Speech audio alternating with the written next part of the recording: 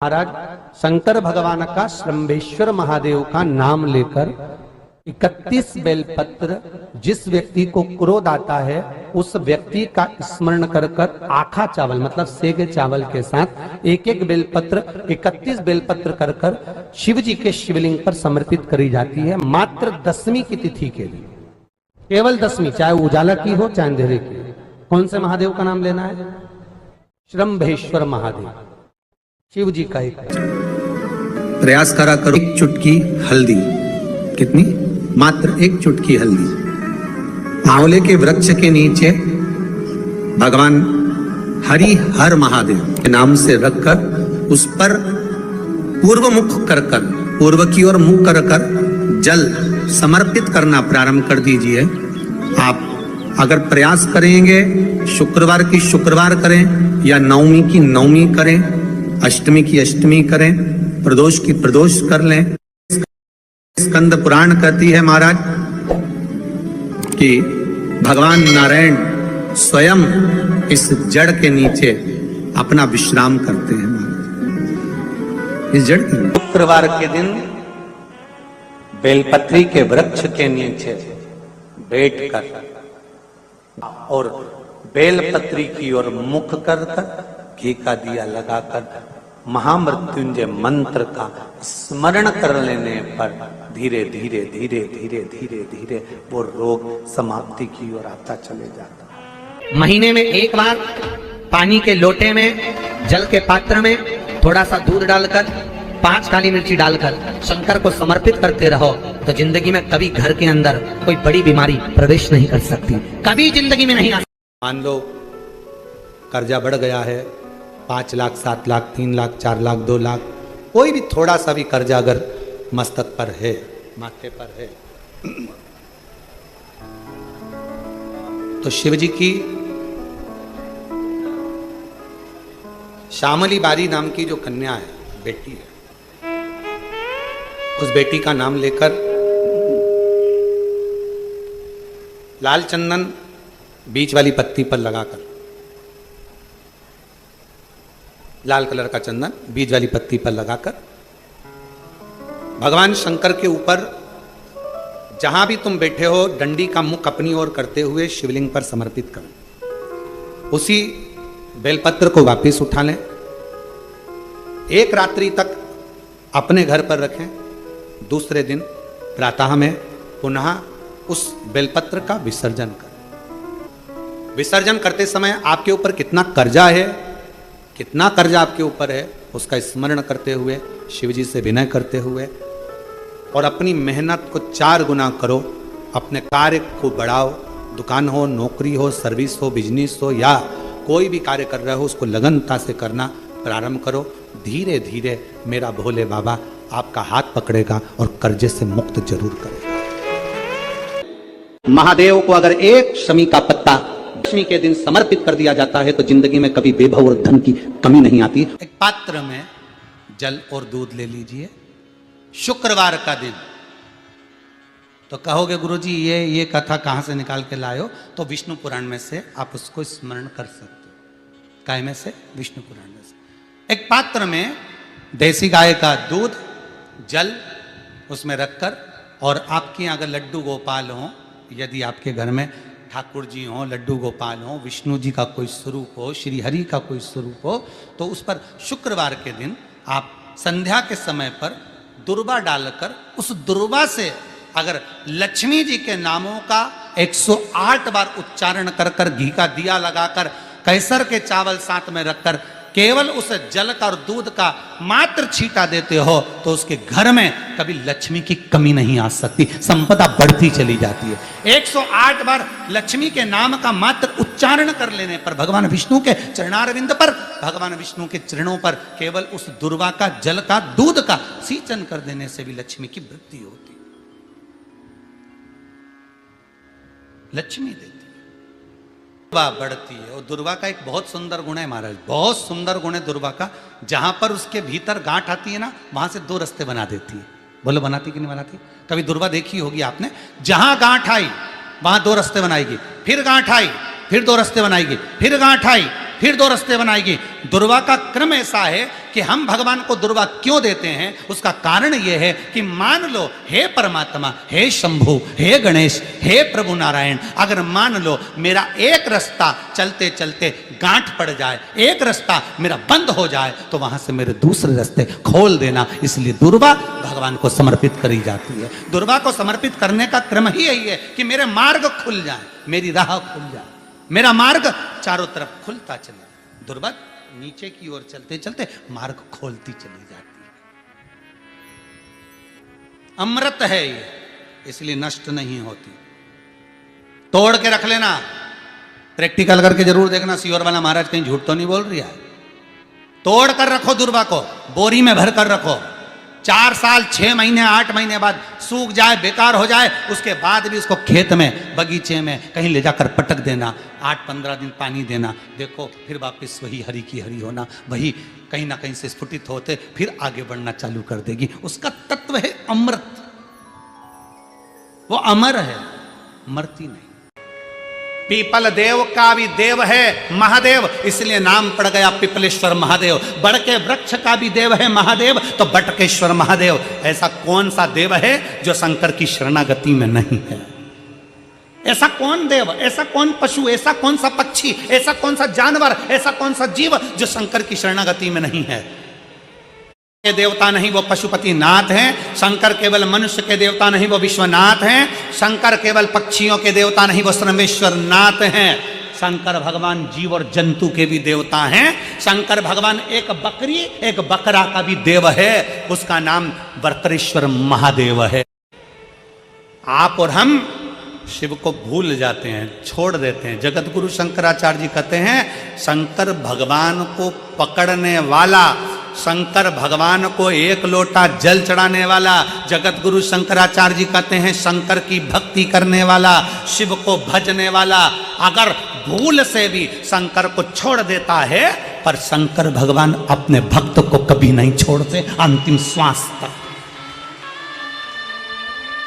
शिव नहीं छोड़ते अंतिम श्वास तक, शंकर नहीं छोड़ते आखिरी श्वास तक। शंकर को बड़ा भजता था।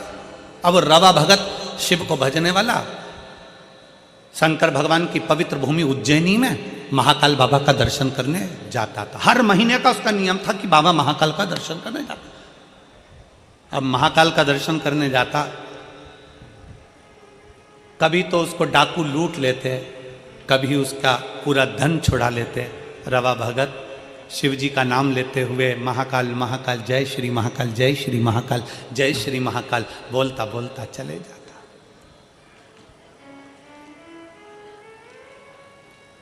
कई साल निकलते चले गए, कई साल। उज्जैनी जाए, अवंतिका जाए, छिपरा नहाए, महाकाल का जल चढ़ाए और महाकाल का दर्शन करे। अब तो महाकाल मंदिर में प्रवेश ज़्यादा नहीं होता, पर पूर्व की कथा है जब तो महाकाल मंदिर में महाकालेश्वर और भक्त, इसके सिवा कौन जाते? लोग जल चढ़ाते और अपने घर चले जाते।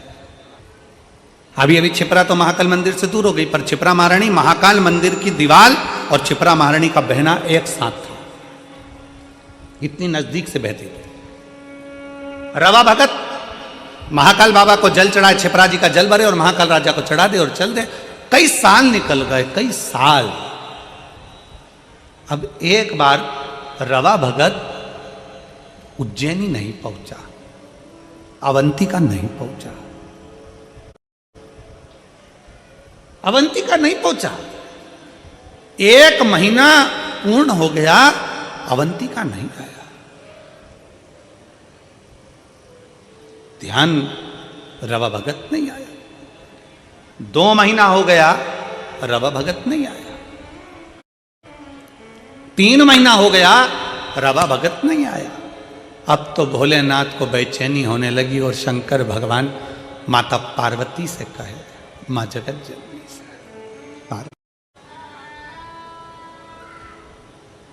उज्जैन कौन कौन गया है? सब गए हो? रखो, बैठी रहती है। सब गए हो? रखो। शंकर जी के मंदिर में पार्वती जी हमेशा बैठी रहती है। पार्वती जी बैठी नहीं है, खड़ी हुई है। करें दर्शन आप लोगों ने?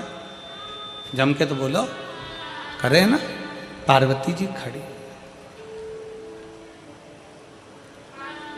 शिव बोले रवा भगत के लिए, पार्वती हर महीने मेरा भगत आता था, रवा भगत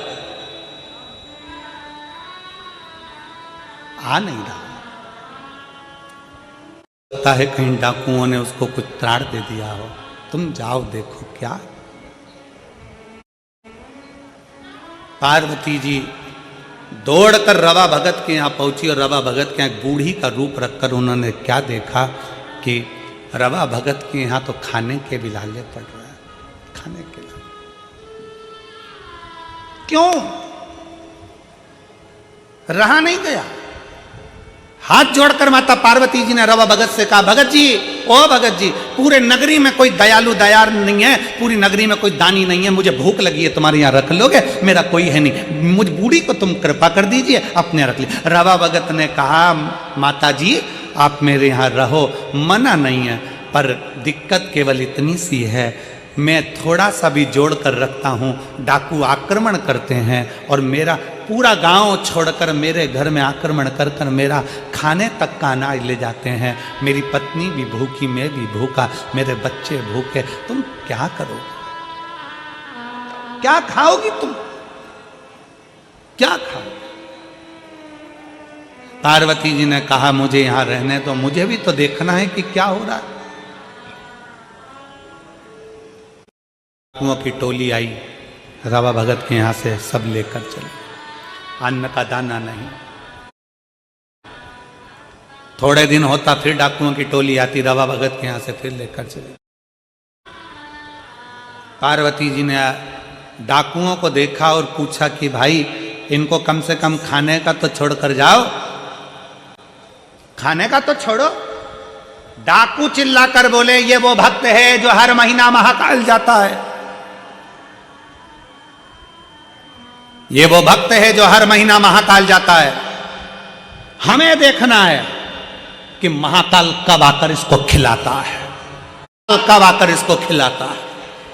राई कहा, अब तुम भी देखो कि महाकाल कब आकर खिलाता है। डमरू बजाता बजाता एक जोगीड़ा डमरू की नाद करते करते बजाता बजाता आ गया। पार्वती मुस्कुराकर बाहर निकलकर उस डमरू बजाने वाले जोगीड़ा का स्वागत करी, मेरे नाथ आ गए। जो आए, डाकू आए, सामान उठाए, वही सामान 4 गुना फिर बढ़ता जा। डाकू बाहर निकले, फिर सामान बढ़ता चले जा। डाकू फिर लेकर सामान निकले, फिर बढ़ता चले जा। बाहर इतना सामान इकट्ठा हो गया कि डाकू उठाने वाले कम पड़ गए, पर सामान कम ना हुआ। आखिरी में डाकुओं ने चरण पकड़ लिए कि महाकाल आकर खिलाकर भी जाता है, महाकाल आता है खिलाकर भी जाता है। अकाल मृत्यु वो मरे जो काम करे चंडाल का, काल उसका क्या बिगाड़े जो भक्त हो महाकाल का। मेरा महाकाल जो नियम बनाता है कि मैं कुबेरेश्वर धाम आऊंगा, मैं उज्जैनी जाऊंगा, मैं काशी विश्वनाथ दर्शन करने के लिए जाऊंगा, मैं महाकाल के दरवाजे पर जाऊंगा, जो नियम बनाता है 1-2 महीना, 4 महीना, 6 महीना, 5 महीना नियम तुम बनाते हो, बाकी के नियम मेरा महादेव निभाता है। अभी कथा में कहा था, अगर 6 महीना 1 साल बाद भूल भी जाए, पर शंकर नहीं भूलते, शंकर तो उसको पकड़कर रखते हैं। बड़ी सुंदर सा बात आती है, हम फिर निवेदन करेंगे कि जिसके शरीर में अगर कोई बहुत बड़ा रोग आ जाता है, कोई बहुत बड़ी बीमारी अगर शरीर में लग जाती है, कोई रोग लग गया, कोई बीमारी लग गई, कोई बहुत बड़ा रोग आ गया, बीमारी आ गई, डॉक्टर को दिखाओ, जांच भी कराओ, हॉस्पिटल भी जाओ और अच्छे से अच्छे डॉक्टर को दिखाओ। पर साथ में एक काम और करो, जब बहुत बड़ी बीमारी लग गई, उसका कोई हल नहीं निकल रहा, कोई रिजल्ट नहीं आ रहा, डॉक्टर की दवाई भी चल रही है, जांचें भी चल रही है, तो साथ में एक बेलपत्र लो, बीच वाली पत्ती पर एक चावल का दाना रखो, बीच वाली पत्ती, एक दुर्वा, दुर्वा जानते हो ना, दूब, हरी दूब, एक दुर्वा और एक पीला कनेर का फूल, ये साथ में रखकर नंदी के पास बैठकर त्र्यंबक मंत्र का जाप करो। और अगर मालूम पड़े कि त्र्यंबक मंत्र नहीं आता है तो पंचाक्षर मंत्र का जाप करो, नमः शिवाय। षडाक्षर मंत्र का जाप करो, ओम नमः शिवाय।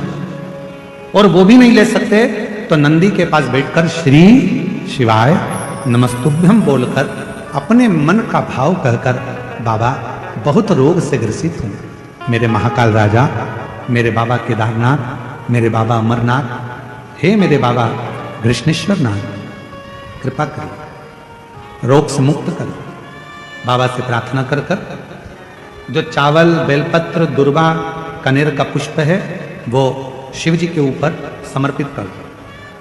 और एक लोटा जल, जिस ओर जल बहता है उत्तर की ओर, उससे विपरीत में खड़े हो दक्षिण की ओर। दक्षिण की ओर खड़े होकर उत्तर की ओर मुख कर जल चढ़ाना प्रारंभ करो, धीरे धीरे उसी बेलपत्र के ऊपर।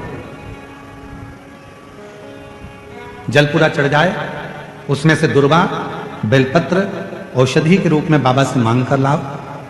बेलपत्र दूसरे दिन सुबह खाली पेट उसको खा लो।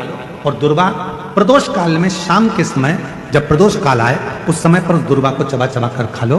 धीरे धीरे धीरे धीरे रोग का निवारण होने लगेगा और तुम्हें दवाई लगने लगेगी, औषधि लगेगी। एरावत के पास में सारी सिद्धियां थी, एरावत के पास में सारा बल था, सारी सिद्धियां थी, निकल कर जा रहा था। क्रोध आ गया इंद्र को, क्रोध। इंद्र ने श्राप दे दिया ऐरावत हाथी को।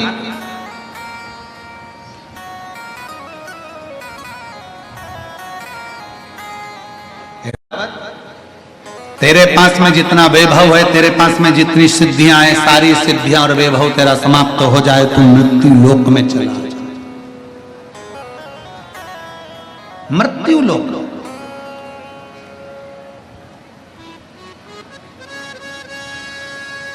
ऐरावत मृत्यु लोक में आया। सारी सिद्धियों के बीच ब्रह्मलोक ब्रह्मा जी का, वैकुंठ लोक भगवान विष्णु का, मृत्यु लोक किसका है? जम के बोलो जरा, मेरे देव अधिदेव महादेव। अब उसमें क्या सोचना? कई लोग हमसे कहते हैं गुरुजी कि पहले सतयुग कितना अच्छा था, त्रेता युग कितना अच्छा था, द्वापर युग, साउंड सेट करो, द्वापर युग कितना अच्छा था, और अब ये कलयुग। हम कहते हैं इसके बराबर कोई युग है क्या? इसके बराबर कोई युग है? पहले यज्ञ करना पड़ता था, अनुष्ठान करना पड़ता था, दान पुण्य करना पड़ता था। कलयुग में तो कलयुग केवल नाम, केवल नाम जपिए। और कितनी विद्वत्ता मेरे तुलसी बाबा में होगी, कितनी विद्वत्ता मेरे तुलसी बाबा में है कि मेरे दादा तुलसी बाबा कहते हैं कलयुग केवल नाम आधारा। उन्होंने ये नहीं लिखा कि कलयुग केवल राम आधारा, क्योंकि उस पर भी विवाद खड़ा हो जाता। आज के लोग जरा जरा सी बात में विवाद खड़ा कर देते हैं।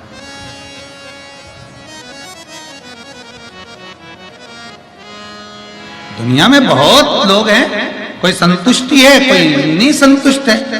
होते कई लोगों को, कई ऐसे भी हैं जिनको संतुष्टि नहीं मिलती।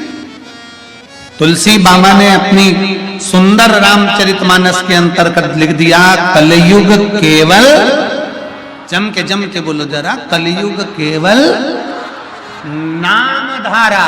राम नहीं लिखा, क्योंकि उनको मालूम था कलयुग आएगा, सारे अलग अलग पंथ में बढ़ जाएंगे। कोई शंकर को भजेगा, कोई राम को भजेगा, कोई कृष्ण को भजेगा, कोई दुर्गा को भजेगा, कोई दत्त को भजेगा, कोई किसी को भजेगा, कोई किसी को भजेगा। इसलिए तुलसी बाबा ने लिख दिया, मेरे तुलसी बाबा लिख देते हैं कि कलयुग केवल नाम आधारा। तुम्हारी मर्जी पड़े उसको भजो, पर भजो तो उसी से पार उतर जाओ। तुम्हारा मन पड़े उसकी भक्ति करो, तुम्हारा मन पड़े वो भजो। तुलसी बाबा कहते हैं तुम्हारा दिल कर जाए वो भजना प्रारंभ कर दो, नाम जप करो, नाम जप।